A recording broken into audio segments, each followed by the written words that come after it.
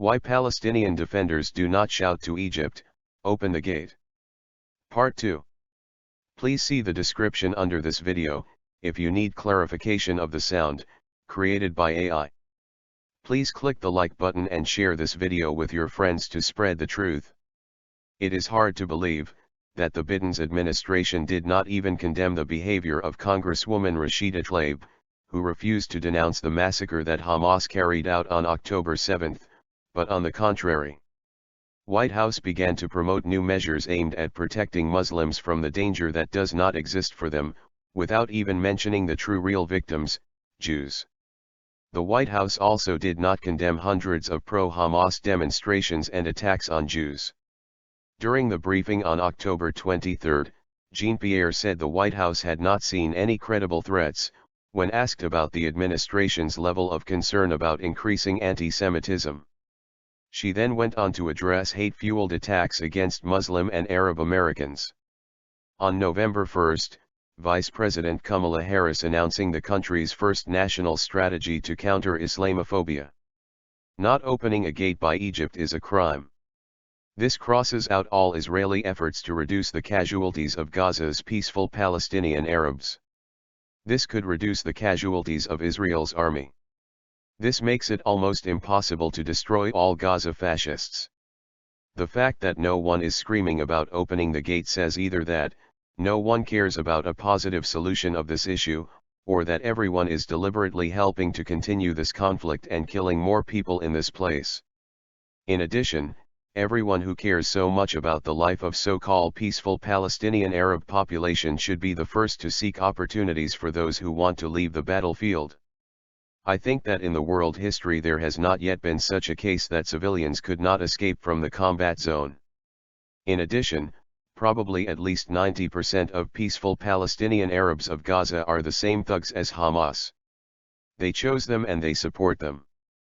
Palestinian defenders do not scream to Egypt to open the gate, because their main goal is not to save the lives of the Palestinian Arabs, but to destroy the Jews of Israel and after that the rest of the Jews living in other countries.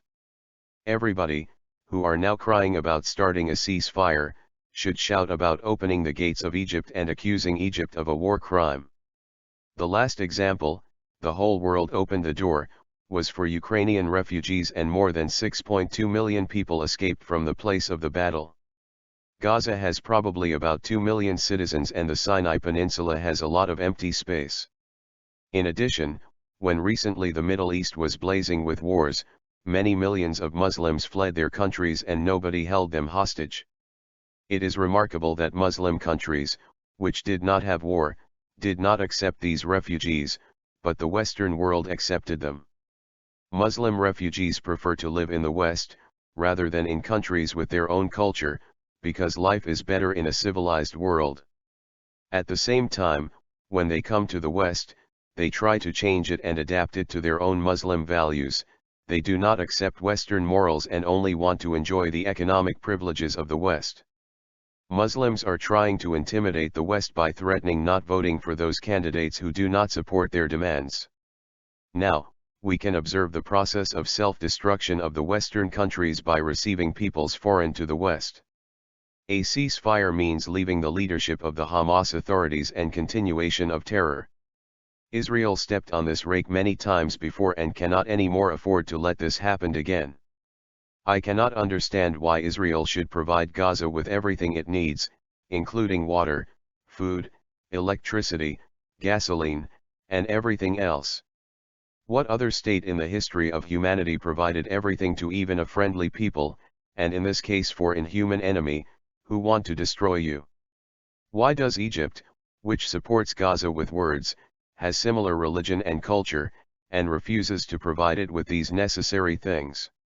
On October 7, Neanderthals from Hamas and the peaceful Palestinians accompanying them inspirationally cut off the heads of our infants, raped our daughters and ripped the bellies of pregnant women, shot and burned men alive just like the Cossacks of Bogdan Khmelnytsky in 1648 and the Nazis in 1939 to 1945. Please see the Part 3.